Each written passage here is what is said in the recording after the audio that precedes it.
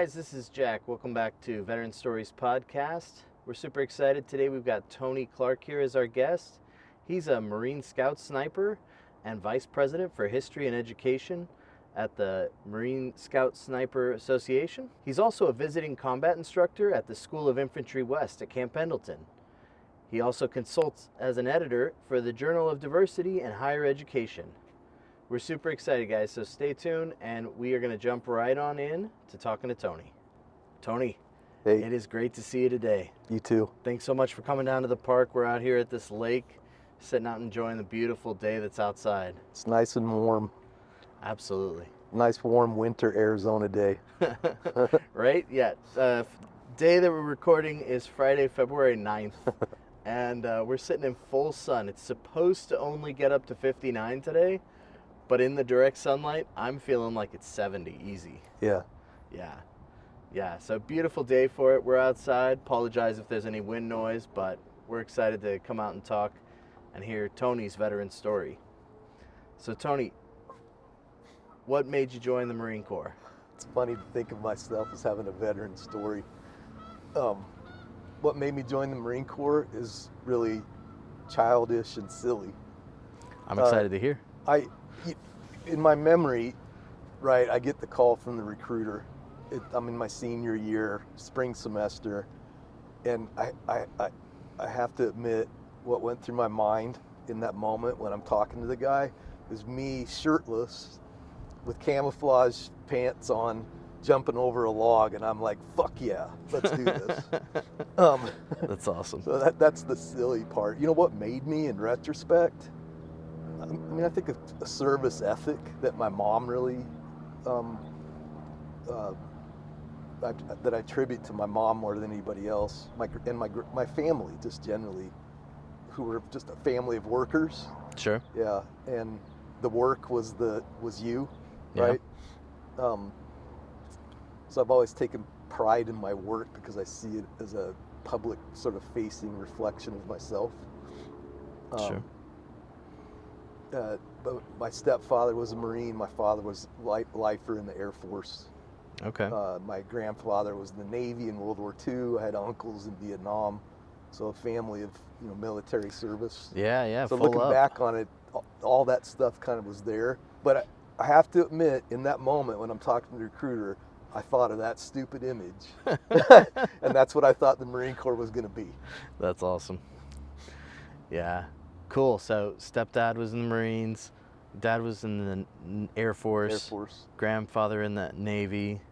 So whole tour of services there. Yeah, uncles in the Army. There you go. So you got every branch. Every branch but Space Force. Well, it didn't exist yet. That's awesome. Very cool. Well, what was your MOS in the Marine Corps? 0311. 0311. Yeah, infantryman, Marine infantry person, I guess. Infantry Marine, I think, is What they call it the now. gender neutral version now. Sure. I was I started out as a rifleman in a fire team. Yep. Fire team leader briefly, squad leader, not very long, and then I was pulled into a state platoon, surveillance and target acquisition, which is where the scout snipers were. They put me through a battalion scout sniper course at Camp Hansen in Okinawa in 1985. Cool. And then when we rotated back from that deployment to the States, they sent me to what at the time was called 1st Marine Division Schools. I went through that course. I went right from there to the Scout Sniper Instructor course at Quantico. I graduated, actually was the Bertolli Trophy recipient. I was the honor graduate from that class and 2-86. And went back to 1-7, 1st Battalion 7 Marines, State Platoon. Started gearing up to do a Scout Sniper course because we were losing all our Scout Snipers before we rotated back on deployment. Sure. So we were building out for that during that rotation, and they fapped me out to be a Scout Sniper instructor, what today they would call a combat instructor. I was there for 2 classes at 1st Marine Division School, same place I went through the course. I was there for 3-86 and 1-87, and then we had students coming through, Marines coming through from 1-7, and I think that's partly why I think I was sent there to help to get them through. It's at the time, and I think right up to the very end, this year or last year, 2023, the Scout Sniper course always had a reputation grounded in fact that its retention was shitty. So lots of dudes who started out never finished. And when I went through the course in '86, the one at Camp Pendleton, 1st Marine Division schools, you had one chance. Yeah. One chance and done. Wow. To kind of build retention, they modified that later on, which I think was really smart. But yeah, so I was an 8541 Marine Scout Sniper and an 0311 Infantry Marine. Nice. Did you get, so it sounds like you were in Okinawa. Did you have any other posts that were overseas? Well, I did 3 East Packs. West Packs. I did 3 Okinawa, 6 months. From Okinawa, we went on my last deployment in 1987. We were at Camp Fuji on mainland Japan for most of the time, really. We got to Camp Hansen in Okinawa, went over to mainland at Camp Fuji. Camp Fuji at the time, we were living in Quonset huts on cots. They were building barracks, but I never was in the barracks. Right. In '85, in '83, I spent some time in Korea, up near the DMZ, both times. I went on leave in the Philippines. Yeah, of course. That was when the U.S. military was still had a big presence. Yep. So I went in at, was it Angeles City, Clark Air Force Base. Okay. And that's all I remember. There you go. Well, what did you have any tours that were combat related? No combat. I had one on one of my deployments. We were sent outside, two sniper teams. I was a Chief Scout Sniper. There was some intel that what we were told were some terrorist activity around the emperor coming to Okinawa, the Japanese emperor coming to Okinawa, or his son, some member of the royal family. Yeah. And that there was going to be some terrorist response to that. Yeah. I don't know if people know the sort of the history of Okinawa and some of the tensions between like the native Okinawans and the Japanese. If you know anything about World War II, you kind of have some appreciation for the roots of that shit. But they had, the intel I got was that they had evidence that they had penetrated the fence line at Camp Hansen, and they wanted to have 2 observation posts on different sides of a hill along part of the fence line. So we went out unarmed. They sent us without no ability to defend ourselves with firearms anyway. I was gonna say, you were Marines. You had enough armor with you. As we just need our hands and our mouth. Yeah. You gotta grab a dinner knife. You'll be all right. Yep. That's awesome. Well, good times. Yeah. So Westpacks. I never went on a Westpac. My brother went on Westpac when he was in the Navy. Did Australia. Did all the locations out there. Always sounded like a good deal. I didn't get one of those, but yeah, they sound fun. I forgot. I went to Thailand in '83 too. Okay. That was fun too. I believe it. That was as fun as the Philippines. So you got out in '88, right? Yeah, '88. And so, kind of, what led to that? It was the end of your contract, I presume, right? I got the re-enlistment package I asked for. Yeah. And I'd been a corporal for 4 years, and was called in by the first sergeant and to tell me that I was being promoted. I'd been up on sergeant meritorious boards, and I was getting closer and closer to the cutoff score. But back in the 80s, I mean, today sergeant is almost like you're going to get that in your first enlistment, right? If you got your shit together, right? um, back when in the day, there were lots of, as I'm sure there still are some lance corporals who get out after their first enlistment. So I'd picked up corporal. It was pretty quick. It was a corporal for 4 years, and was glad to be called in and told that I was being promoted. I was called in 2 weeks later and sorry, second lieutenant so-and-so, he messed up. It's like, okay, fuck this. Yeah. Around that same time, I remember we had a XO, and state platoons were in a headquarters and service company. When I talk about state platoons, surveillance and target acquisitions, later after I got out, they were transitioned to scout sniper platoons, and now going forward they're going to be scout platoons. Yeah. So state platoons had scout sniper section, but they also had sections of these other Marines that worked on this crappy defensive perimeter equipment. This huge like telescope looking night observation device, all crap. Yeah. I had nothing to do with that stuff, as I was in the scout sniper section, and I was a team leader, then I was a chief scout, and then for a brief period of time I was a platoon platoon sergeant.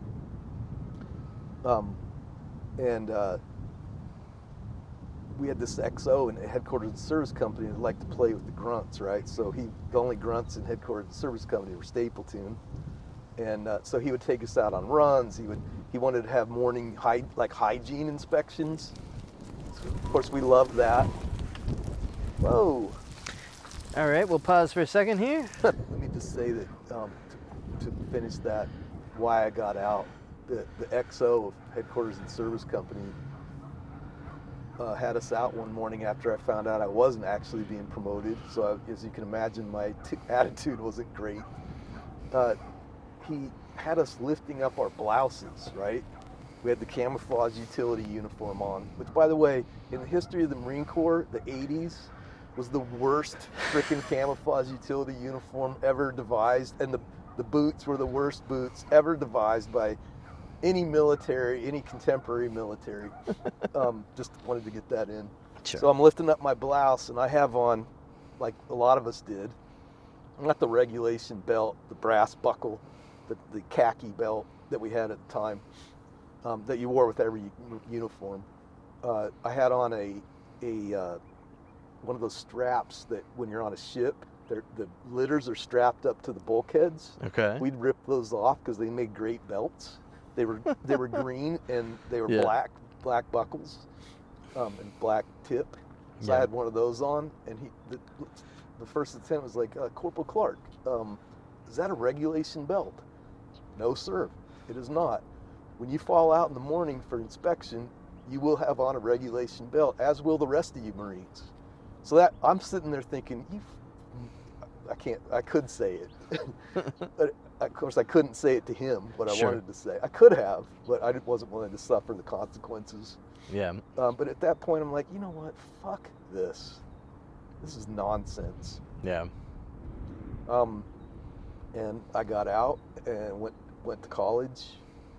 On my way out, when I was I decided, you know what, I'm done. Yeah. I don't know how it happened, Jack, but my mom was working at a small liberal arts college, and I must have asked her, and she must have sent the application materials, and I must have applied, because otherwise I would have never got the acceptance letter. But we're still in Okinawa, getting ready to rotate back, going through that process, and I got to get this letter saying I was accepted. I went around where I could be by myself and cried. I don't really know why the emotion took me over like that. Was it positive or was it positive cry? Yeah, like I think that I had been convinced by teachers that I was dumb. Even though looking back on it, every indication should have told me something else. But clearly there was some forces at work that made me think I was dumb, right? And like, I don't know, I guess in that moment, the combination of doing really hard things in the Marine Corps gave me a lot of confidence, like I could accomplish it. It's like, maybe I'm not dumb. And so I ended up going to that school for my undergraduate, majored in history and minored in political science. Cool. And what'd you do with your degree at that point? Well, when I was working on my undergrad, I could only imagine a future with firearms in it. So I knew the Marine Corps. I wasn't interested in going back to the Marine Corps at that point. So I thought about those para-jump dudes in the Air Force that rescue down pilots. I looked into that. I looked into U.S. Marshals, FBI, DEA. I was looking at that kind of stuff. I wasn't really thinking law enforcement like a police officer. I was thinking more like an operator for the FBI. Sure, I wanted to be one sure. of those dudes that kicked doors, like I was Yeah, in yeah, Marines, yeah. right? That's all I couldn't really imagine anything beside that. And then this historian, this history professor, kind of took me under his wing, and he hired me as his assistant. And I worked on my senior research thesis with him. And I don't know, at some point I started seeing myself. I liked the idea of what he did, even though I had no clue, like, how would I go from here to there? Because I didn't have role models growing up that said, "Hey, Tony, go to college." Hey, Right. you want to be an educator? When you want to be a professor? No one ever said that shit to me. What I was always told was, "Hey, you want to work with your hands? Maybe you should take the small engine class." That kind of stuff. Yeah. And all my uncles are mechanics. I have cousins that are mechanics. I have uncles who worked their entire careers, like my grandfather did, in a warehouse. Yeah. And that's where I'm coming from, right? Sure. To all that. And, Sure.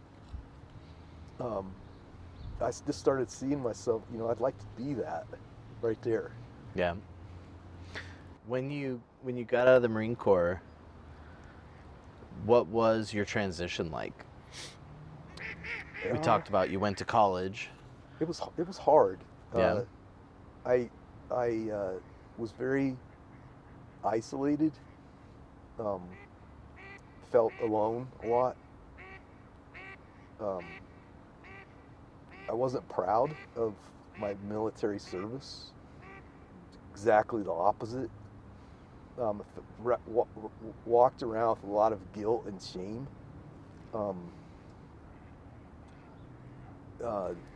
I one day was in class and I was wearing a shirt kind of like this, and I have a tattoo of a skull and crossed rifles, Scout Sniper, USMC Scout Sniper. I won't show it, but above that I have a brand.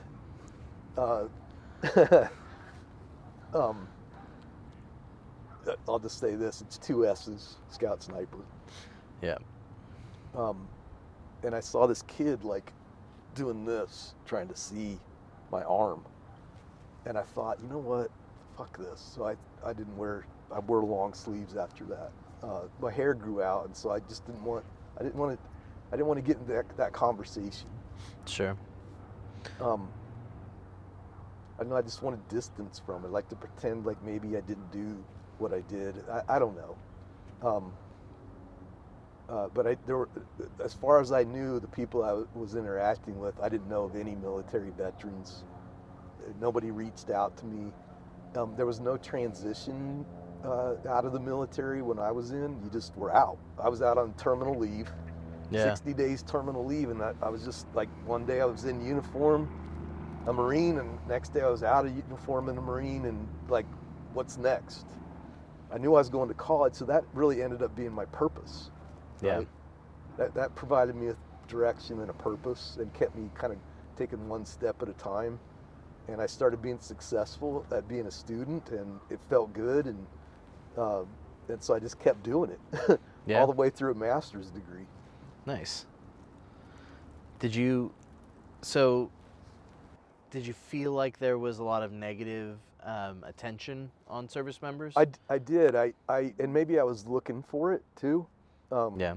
Because I wanted to feel that way, I guess. I don't know. I had a writing professor that where I got my bachelor's degree.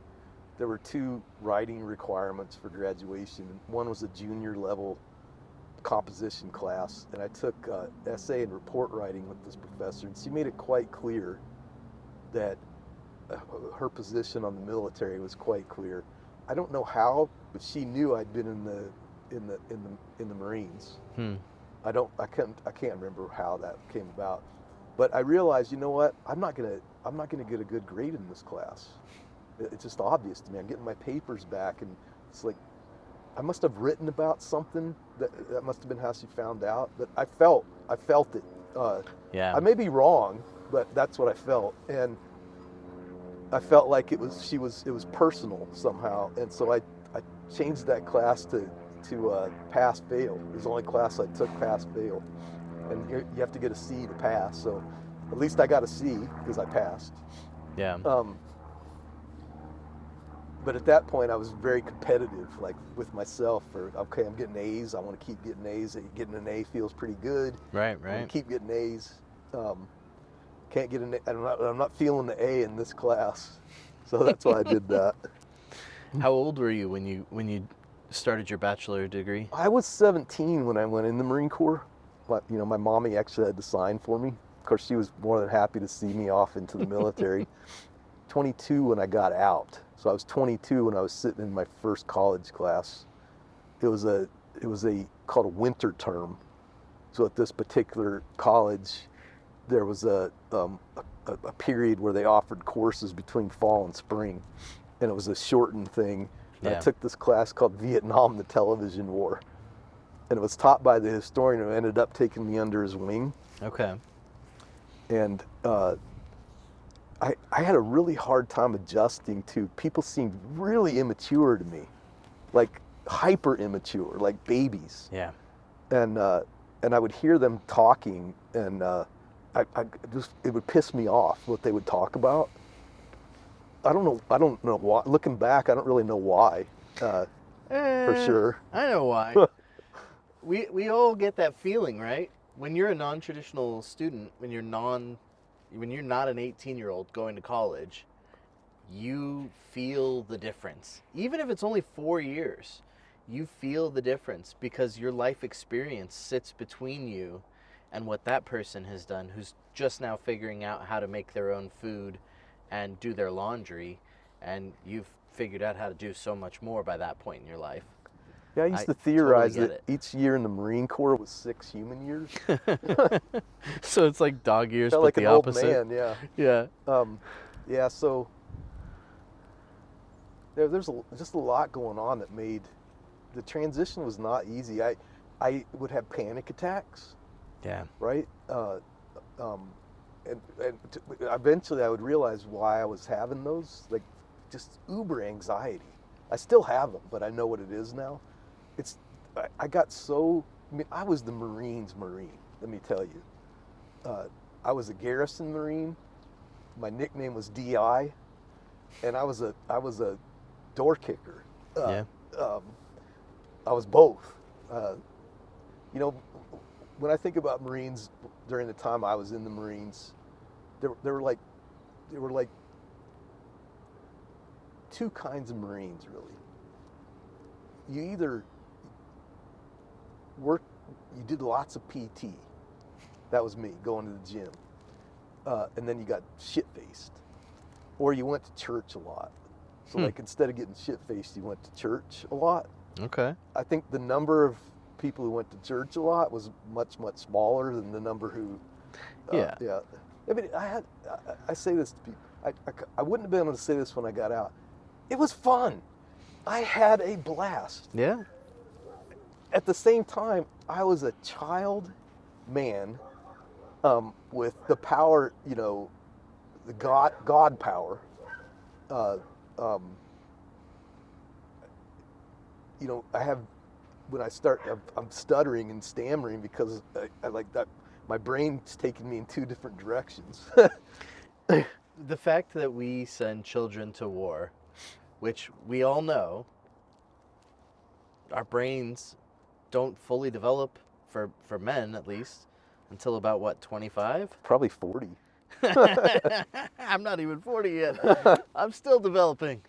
Yeah, no, I mean it's a real thing. Like we are just kids when we're doing those things, and like I can absolutely feel the same way. Like And I had a blast doing what I did, and when I first got out of the Navy, I had a lot of guilt because I lost neighbors and friends who did the Iraq invasion while I was in the Navy, and I got sent to the Bahamas, and I got sent to Central America doing counter narco work. I was like, this didn't work for me. It didn't sit in my brain. Everybody else in their post 9/11 world was invading Iraq or being in Afghanistan, and I was in the Bahamas. It was like kind of a very similar concept. Like I don't want to be associated with that. And you talk to other people, and I started working in a veteran office afterwards. And so all these guys who'd had completely different experiences from me, they hated the military, they hated all these things because they had been in combat, and it was just such a different world for me. I hated it for different reasons, but I hated it because I didn't get to go to combat, and I didn't get to go do the thing that you thought you were going to do when you signed up. So that was on my aspect, was like, this whole thing of I can't just be somebody who went and was a support player, right? So that was what led me to join into the Army. And then the Army's like, oh, no problem, we can send you to Afghanistan. yeah, You want to go to Afghanistan? No problems, we can do that. And then I got my experience, I got my taste. But yeah, that was a very interesting transition for me going in, because like coming out of the Navy, I was told I wasn't a combat vet. I'd been shot at, been in places where we were attacking people or they were attacking us, but I wasn't a combat vet because I wasn't in a certain box that was in a geographic area on the map. So that hurt my feelings. But I ended up going back, and I did go play in a combat zone. Did that for several years, and then figured out that part of the life. But that was one thing that really bothered me for a while, was you're not X because you don't fit into this box. That blew my mind. and I have to admit, I hear that from a lot of vets. Yeah. I actually myself I never really experienced that feeling. I had other weird sensations. Like Sure. the anxiety, I figured out pretty quickly was it was not having my weapon. Like it would just hit me like at weird times.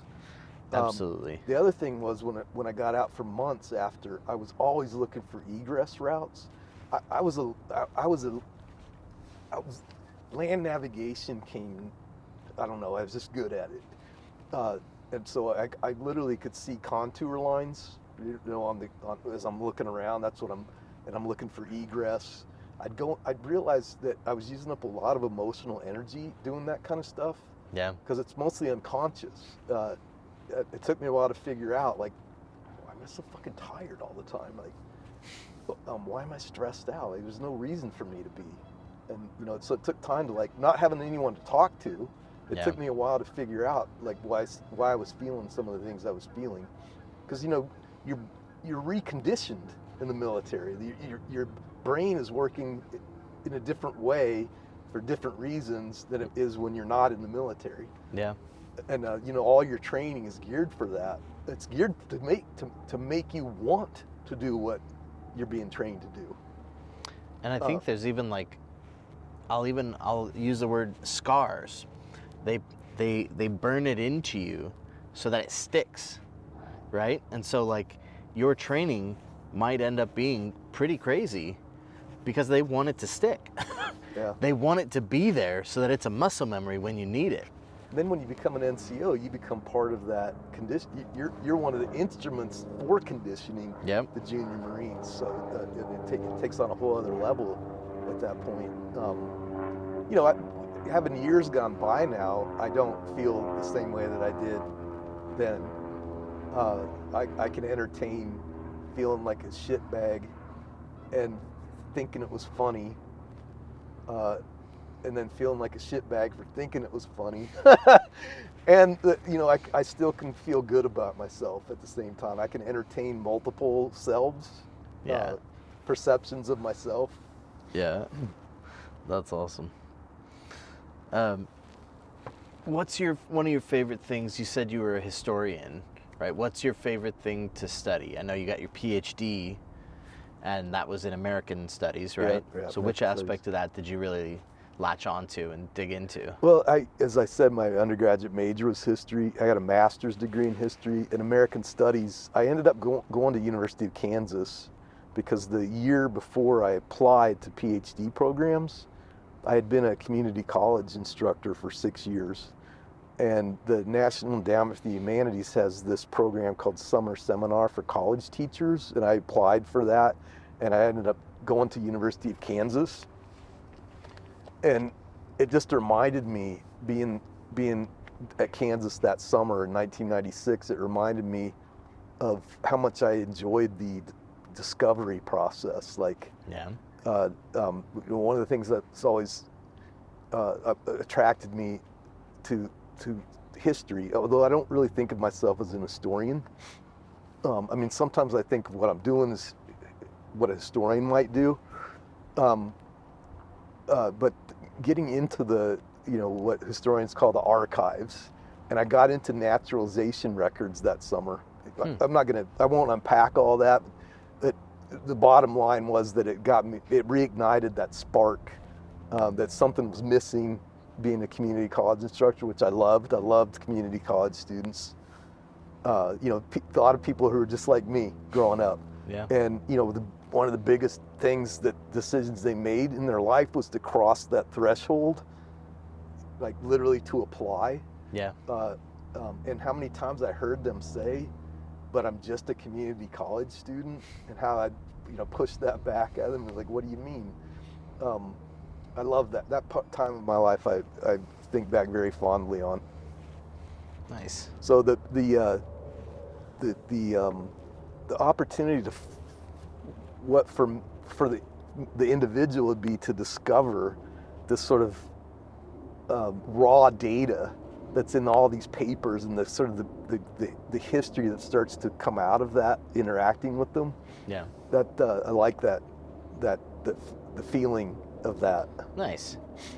So I can't imagine, all of the history that you studied, that probably is part of a motivation or a driver for you with the Marine Corps Scout Sniper Association, right? Because aren't you the historian for the Marine Corps Scout Sniper Association? Yeah, I'm the VP of History and Education. Yeah. They're working on a couple projects.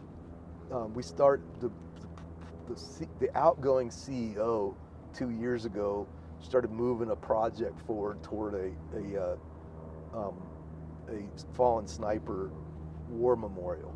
Okay. And so we put together a committee of volunteers from the Scout Sniper community, members of the Scout Sniper Association, and I was involved with that. I was specifically been involved with the subcommittee that's building out the roster for Scout Snipers in the history of the Marine Corps.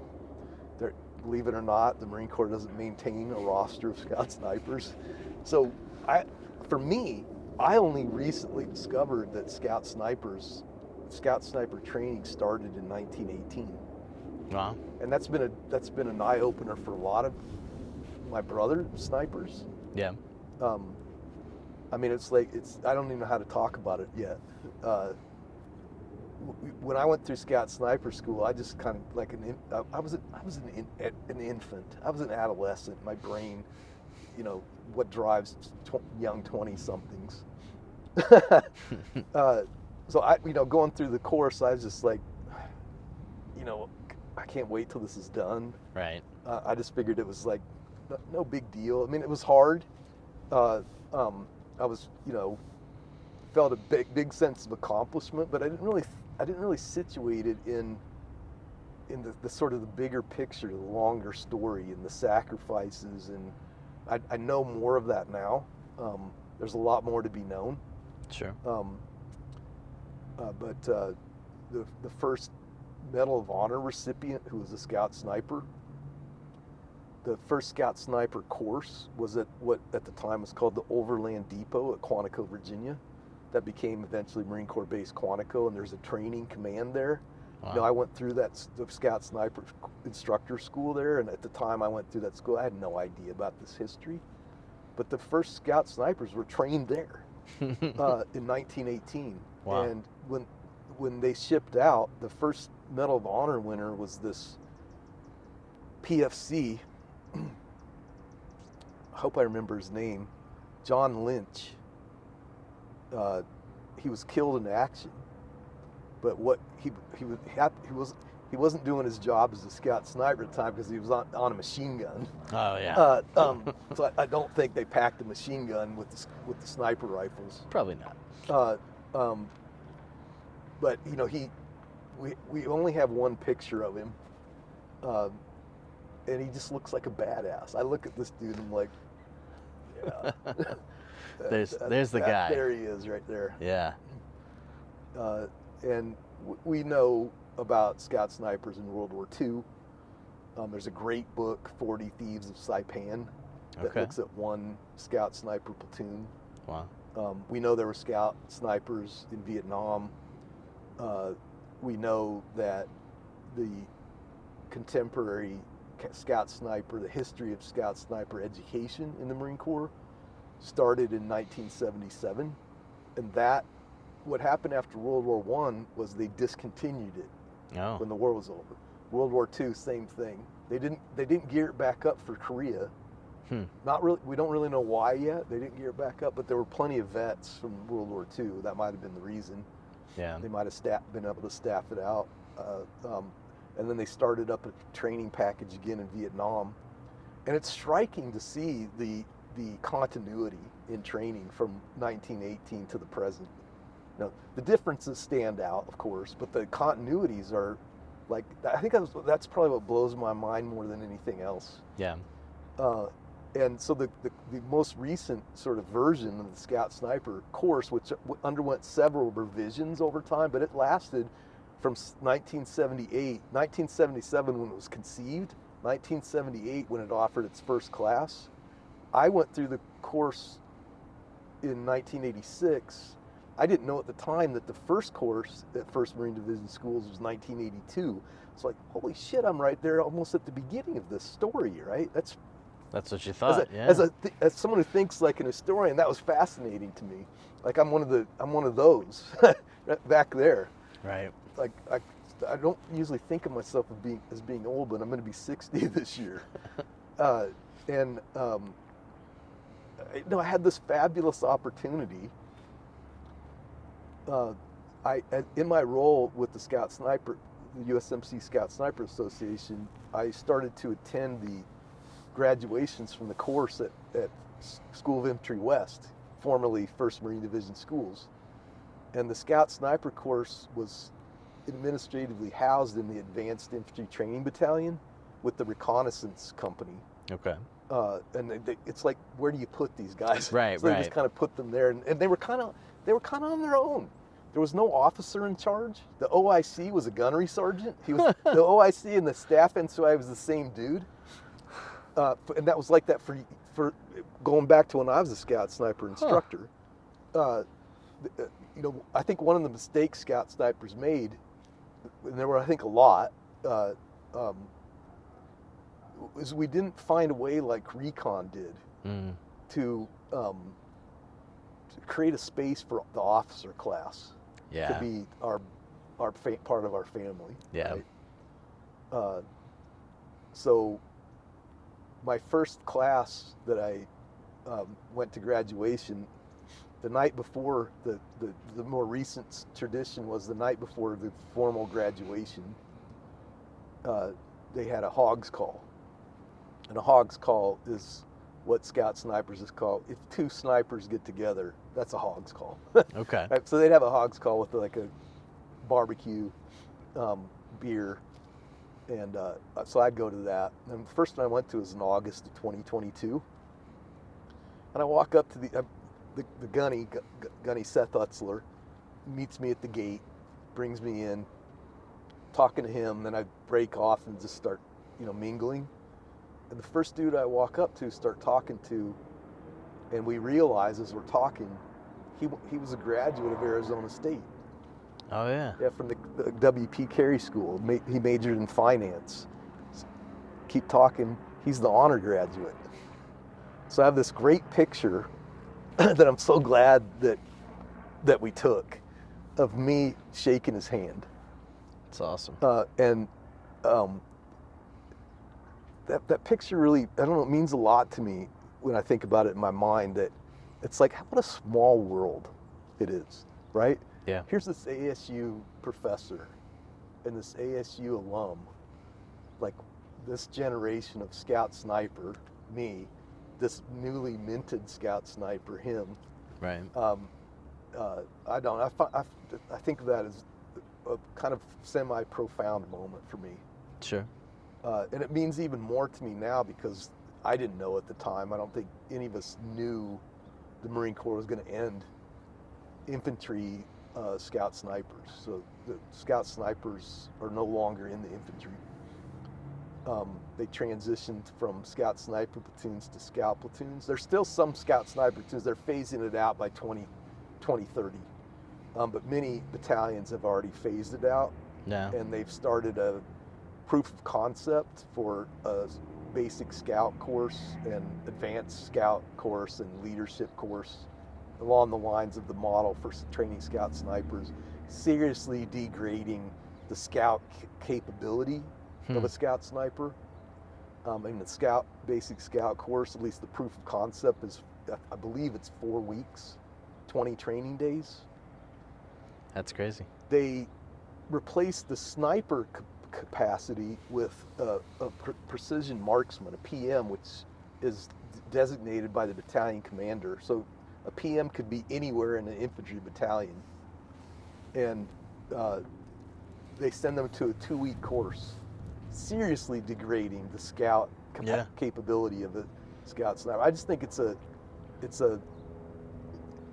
I think I understand in a way that I would never have understood before I was in higher education for now 30 years. And when you have a course where you're pushing people back into the fleet, having failed in numbers as high or higher than you're pushing back into the fleet having succeeded. And I think that went on for an awfully long time.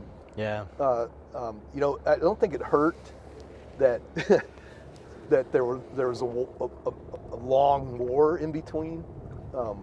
So OIF proved the capability of the Scout Sniper platoon was.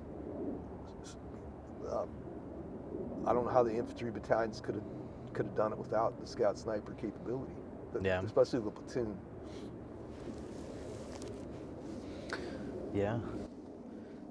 So, one of the things you guys are doing with the Marine Corps Scout Sniper Association, you're doing your list, right? So you're kind of looking for all the Scout Snipers who are out there? Yeah, so we there's a group of us who are working on building out the roster from 1918 to the present.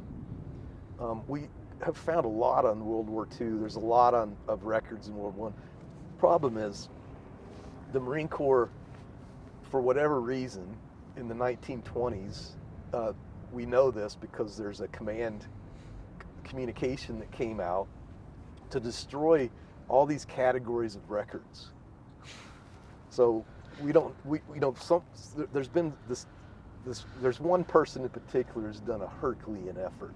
Yeah. But he's found indirectly in U.S. Navy records and U.S. Army records, because the branches were interacting.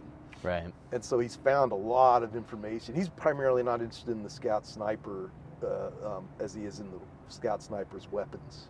No. So that's what he's looking for, is insight on that. It's fascinating. There's these kind of, I don't really want to call them amateur historians, because I don't think of them as amateurs, because this guy's as serious as any historian I've ever met, any scholar I've ever met. the expertise that he's developed on his own really is breathtaking, and the work that he's done is astonishing. We should give him a PhD for the work that he's done. But so we're building out that roster. It's going to take a few years, we think, and it's not like there's no one place you can go, and so we're piecing it together from a multitude of locations, and at the same time, we may find information about the scout sniper killed in action, or we may not, and the person may have been killed in action. So we're not only trying to fill out the roster for all Marine scout snipers from 1918 to 1923, but we're also trying to find the fallen for the war memorial. We actually created the outgoing CEO created a subsidiary organization that's it's not a membership organization, the Marine Scout Sniper Heritage Foundation, and we moved the war memorial operation over into that. Okay.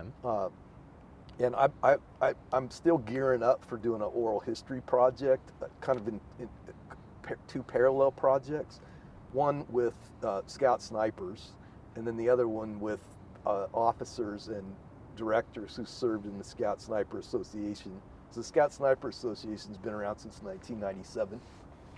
Cool. So I think both those histories, we need to start collecting absolutely, and documenting that because the Marine Corps is going to start Scout Snipers again, and it's going to happen. I mean, the history pretty much guaretees repeats they're itself. going to need that capability, and they're going to go for it again.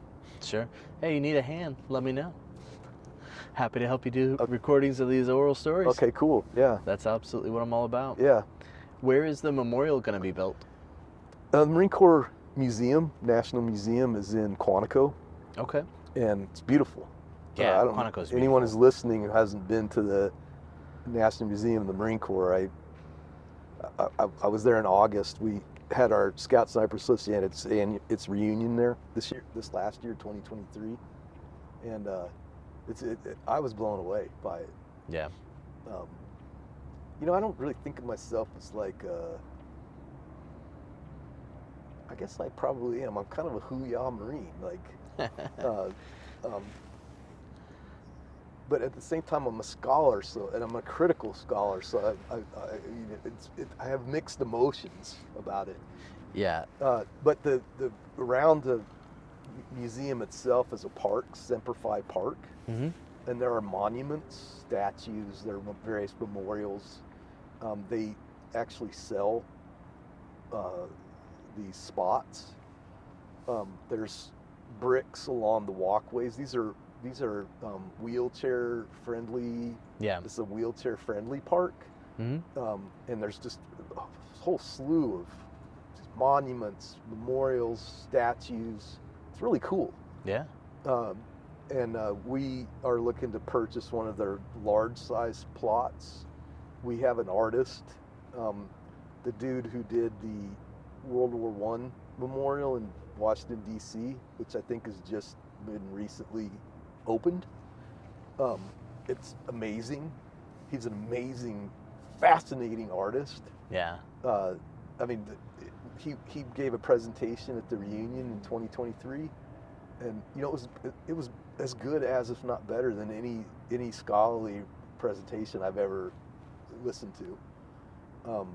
And just be able to see his process, which integrated veterans, combat veterans, and OIF as like human models for this World War I memorial, which is this sweeping panorama that actually tells a story from left to right. Oh wow! So when I was looking at it, I'm just a dope, grunt. I'm looking at him like, cool. But when he explained the whole process that went into it, like, I was like, holy fuck, we gotta get this guy to do our memorial, right? That's what everybody was thinking. And so we think I think right now we're still looking for some rich person or we're gonna have to do some serious fundraising to get this guy, because it's gonna cost millions to have him do it. Oh wow! Worth every penny.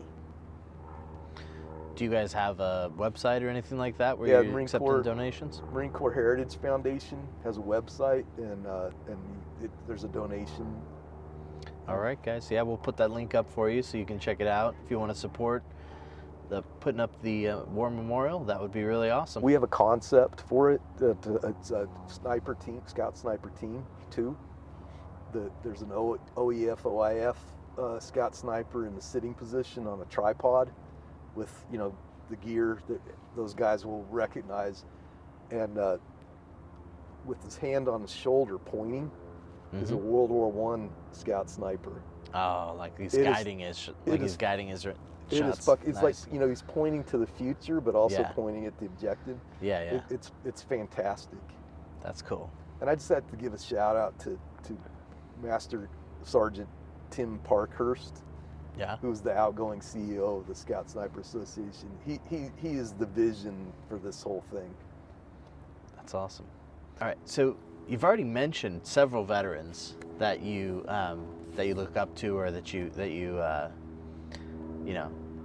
the Corporal Lynch, all the different folks who you've talked about, right? But is there one of our canned questions we ask, right? Is who's a veteran that you look up to, other than who you've already mentioned? Is there someone else who sticks out? I have to say, before I get to that, I just have to say I've mentioned his name, Seth Utzler. Seth Utzler is a combat vet, Afghanistan and Iraq. He is my brother. Yeah. I mean, I can't, in words, I feel like I'm gonna start bawling here, just thinking.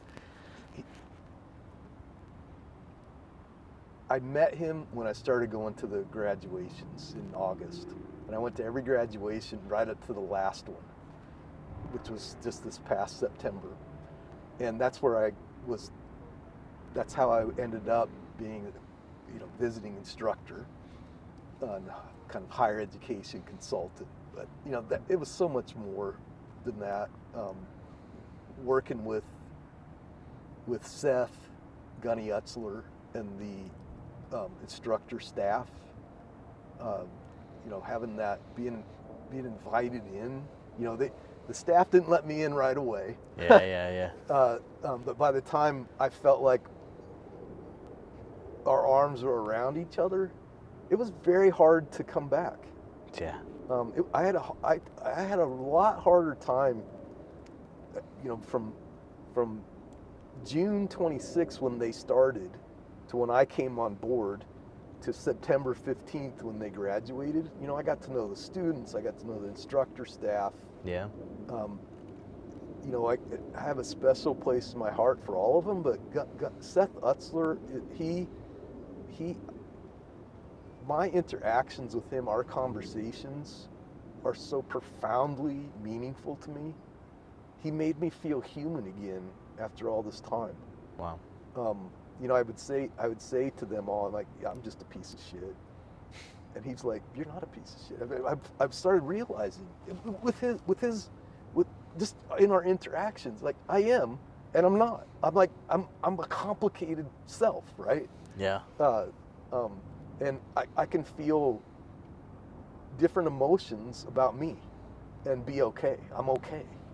Yeah. So I'm going to be turning 60 and I'm finally feeling like whole and balanced. Wow. And it was that experience, right? I couldn't ever say enough words about him. Love the guy. That's awesome. But my hero of heroes, Marines, is Smedley Butler. And every Marine knows the name Smedley Butler.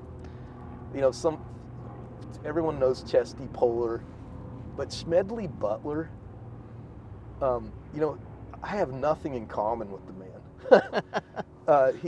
He was commissioned as a second lieutenant and sent to Cuba with the first Marine amphibious landing in the modern era. He came in after they had landed as a replacement. Young man, second lieutenant. And where I think he became, his combat experience in the so-called Banana Wars, where he won was the recipient of 2 Medals of Honor. I mean, I read him in retrospect as the grunt's grunt. Yeah. I just have this impression of the enlisted Marines loving the fuck out of this guy. He was the commanding officer for it's slipping my mind, the Expeditionary Force in China in the 1920s. Oh, wow. He had been a general in World War I believe, and was ostracized by the general class, so he didn't have a combat role in World War I, and I just picture him as like, just Yeah. but and then he got out. He retired, and as part of his transitional retirement, he served as the like commissioner of police in, I think it was Philadelphia, to clean up the mess that was law enforcement in Philadelphia at the time. And it's what a job for a Marine, right? Right. To go in and clean up a law enforcement mess. And he was like a spokesperson for vets who were being fucked over in the 1930s, after the crash and of the economy, and he ended up being a critic of the Marine Corps, not the Marines, the Marine Corps, the function. Right. And I don't know if people know this part of him. It's slipping my mind right now because you've got so many things swimming around in my mind, and old man, my hard drives, my RAMs. So it's not coming to my mind, but he wrote this. I think it probably started out as a talk he probably gave many times. It may come to me while I'm talking, but it's really a criticism of himself. Not a complicated criticism, like having been an instrument of capital. Yeah. Is how I think he came to see the role the Marine Corps had played in Central America and Mexico, and he was critical of that role, a gangster for capital, essentially. But so I think that's part of what like attracts me to him, because as an intellectual and a scholar, I like to entertain, the criticism of the thing that I like. Sure. At the same time. But Smedley Butler's definitely my man. Yeah, that's really cool. I need to look up more about Smedley Butler and figure that out, because it sounds like a really cool guy. One of the things that I've been kind of looking into lately, I've been reading a book called Tribe. I can't remember the author's name. I'll put it up. Sebastian Junger. Sebastian Junger. Journalist. Yeah. And it's kind of a very interesting person to comment on military experience, because he has war reported, but he's not a service member. So as I'm reading it, a little bit of it, I'm like, there's some stones on this guy to make some assumptions about veterans. And I don't know how I feel about it. If I'm honest, I don't know if I love it. But there are so many things in that book that do speak to me.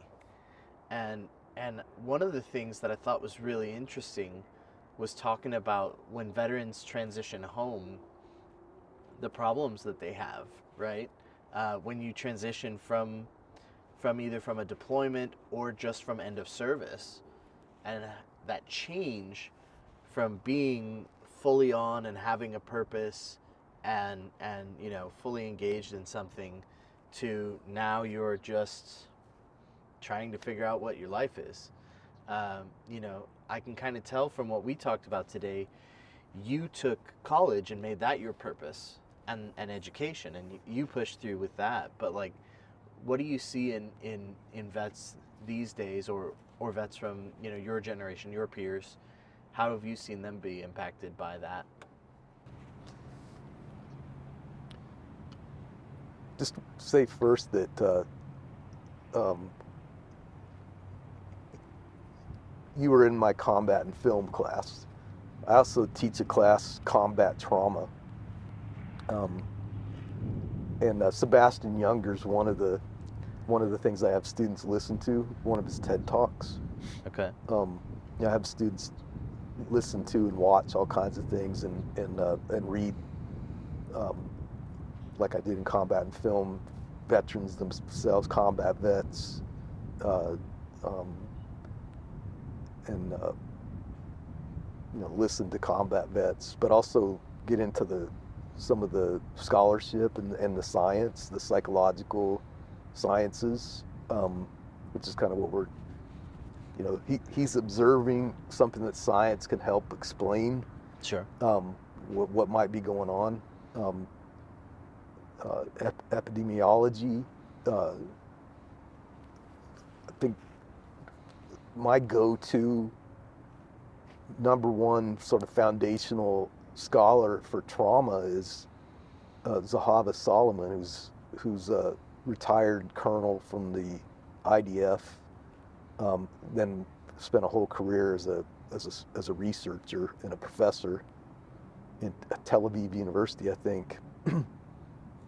Just a shit ton of output.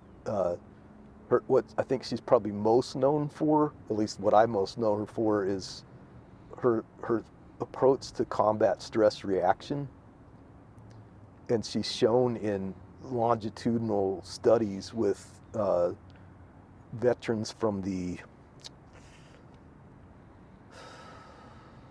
I can't think of the war now that the IDF was involved in back in the 70s. 6-Day War? Yeah, it was that. I just remember watching a movie about it. The movie slipped in my mind too. But she's done a lot of research with that population as one part of the tremendous body of her science, her scientific research output.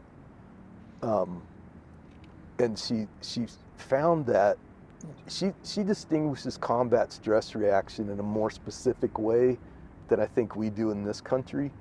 In the way the VA might approach it is the VA kind of approaches combat and operational stress, and then some subcategories of that.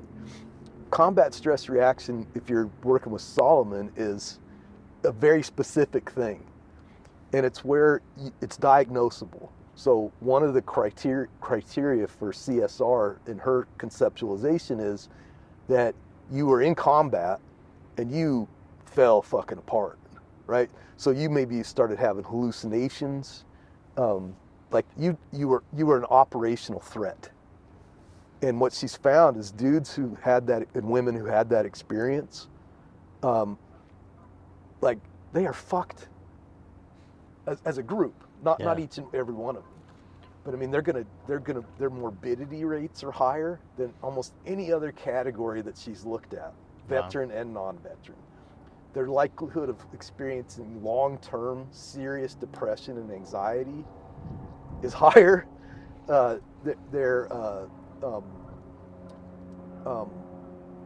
PTSD, the likelihood of having long-term consequences that manifest as PTS. So just about every way you can imagine. So that's like the worst case scenario in my mind. Right. I don't even know there's no limit to what we can do for people who had that experience. I just know from what I know that there's no way we can be doing enough for them. I mean, that is a price to pay. Yeah.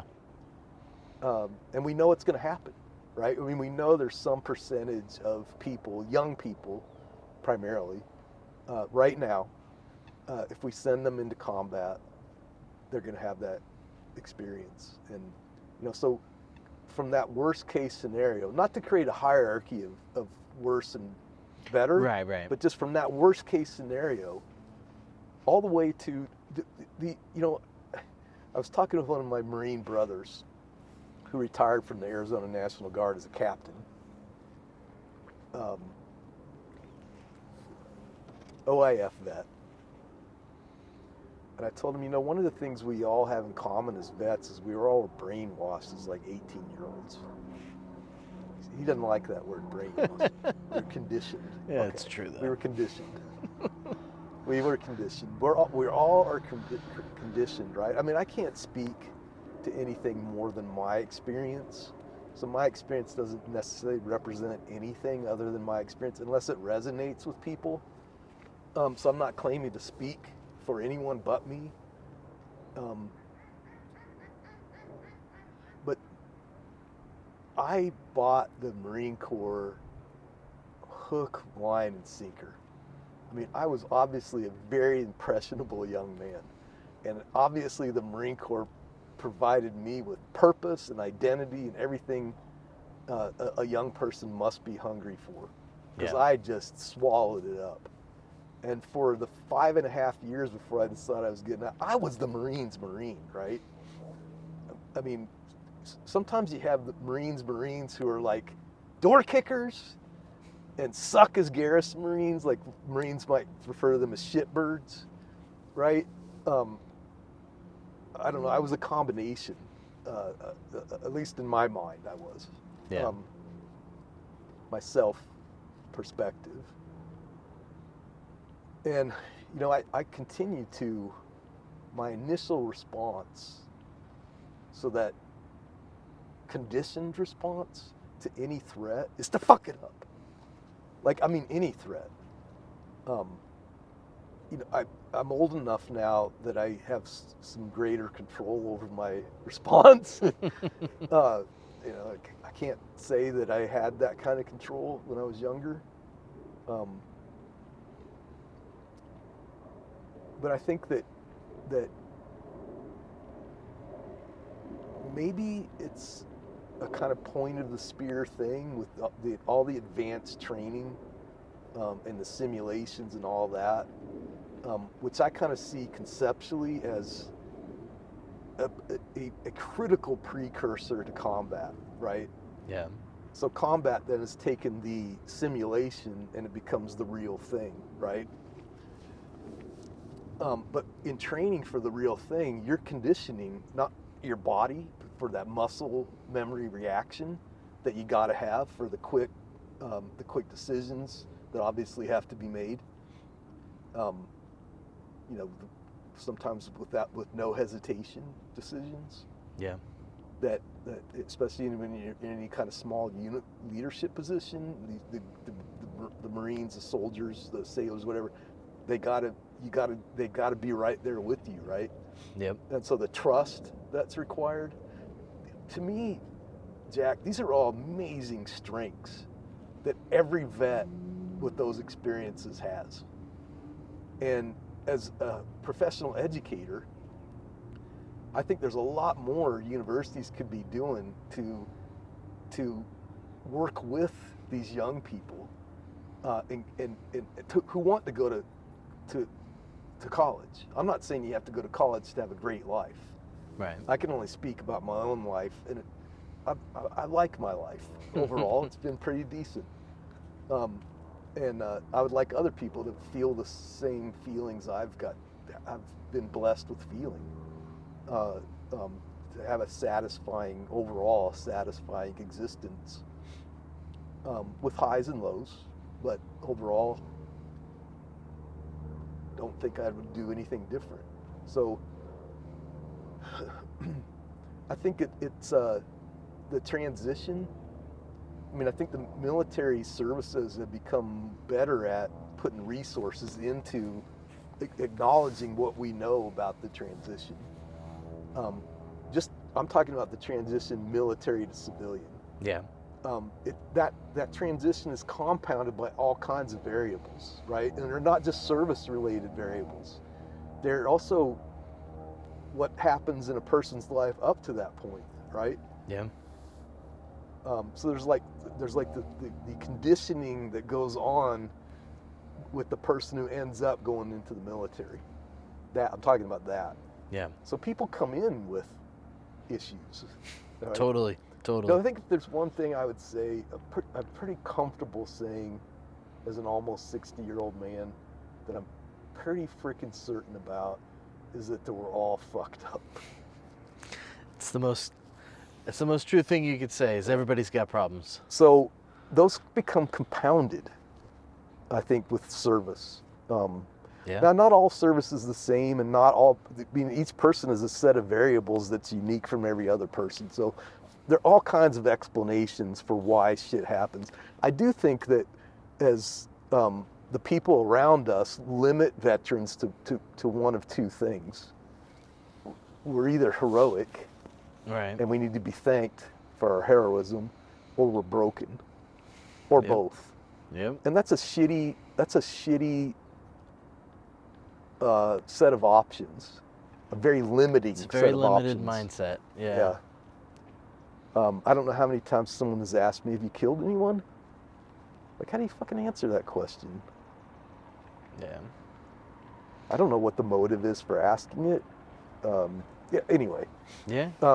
I don't think we could do enough for what, even a one enlistment person gives of themselves that remains with you for the rest of your life, good and bad. Yeah. I don't think we can do enough for all those people. But I think what the biggest thing, and I think this would define my experience, was I found a purpose in education. I became hungry to know. That I was like, I've been on this hunt for the truth, and I've realized at some point in that hunt, it's nothing I'm ever going to find. It's aspirational. I get closer to something, but it's still elusive. So, like, the lifelong pursuit of truth is what I see where my life generally and my identity as a professional educator sort of join together.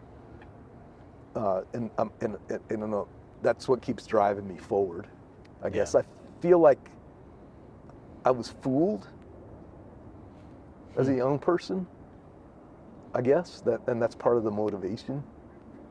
Not just the Marine Corps didn't fool me. It was the conditioning that led up to that point, Sure. and the dumb shit you think, and when it comes face to face with reality, how your psychological self has to be adjusted to that realization that what you thought was real and true might not be. Like, what do you do with that going forward? Yeah. So every vet needs to have a purpose, and those of us who've been in the services, I think, and society writ large, has a responsibility to work with each individual vet to help them find that purpose that for them. And it's not a one-size-fits-all kind of thing. Right. Right. And so it needs to have, if it's programmatic, it needs to have some flexibility, and it needs to have a duration, maybe without an expiration date. Well, as you know, you put a group of vets together, especially in front of beer, we'll have solved everything by the time we're done. That's right. That's right. But if we keep going on, we're gonna solve too much. Yeah, right. There won't be anything left to do. Nothing left to talk about. All right, Tony. Well, thanks so much for coming on the show. Is there any organization that you want to plug? We talked about your USMC Scout Sniper Association. You mentioned the offshoot, The Marine Scout Sniper Heritage Foundation, Marine Scout which Sniper. is the War Memorial Committee. Cool. Yeah, we're also, we may be involved in archiving the memorabilia and various paperwork records of the 3 Scout Sniper courses, the one at Quantico, the one at School of Infantry East and School of Infantry West. If there's anybody who's listening who would like to get involved with oral histories and Scout Snipers, but those are the things. How do they find you to reach out for that? You can find me by Googling my name and ASU, and you can email my ASU email address. That'd probably be the easiest way to do So reach out to him. Google Tony Clark at ASU, and then that'll get you to him. Cool. Are you on You're on LinkedIn, I know, because we connected there. Yeah, I don't really. Yeah, I got your request to connect. I don't really check LinkedIn. Sure, Yeah. sure. Okay. I'm on Facebook, but not really. I don't really do the social media scene. Maybe I should, but Well, there's pros and there's cons. Yeah. I'm not on Facebook either. I hate it. But I am on Instagram, and that's where you can find Veteran Stories Podcast, and we'll post links to that, and we'll do more here with the show. But for now, we want to thank Tony for coming out and spending an afternoon with us. It's been really great. yeah, thank you, Jack. All right. Thanks so much, Tony. Thank you. All right.